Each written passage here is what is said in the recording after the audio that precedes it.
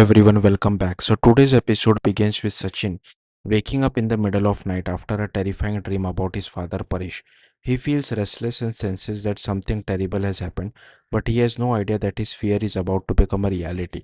At the Deshmukh house, Paresh suddenly suffers a massive heart attack, leaving the entire family in shock. Renuka immediately calls for help and everyone rushes to the hospital. Outside the ICU, Renuka breaks down as the doctors fight to save Paresh's life. Roshni and Ria stay by her side, trying to comfort her during the painful wait. As she waits anxiously, Renuka remembers how Paresh never stopped missing Sachin despite their 7 year separation. He always hoped his elder son would return home one day.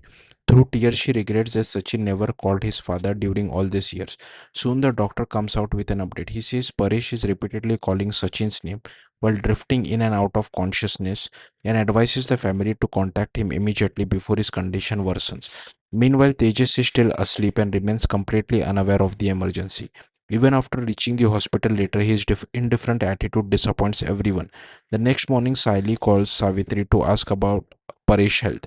Hoping not to worry her daughter, Savitri hides the truth, but her vague answers only make Saili suspicious that something is seriously wrong.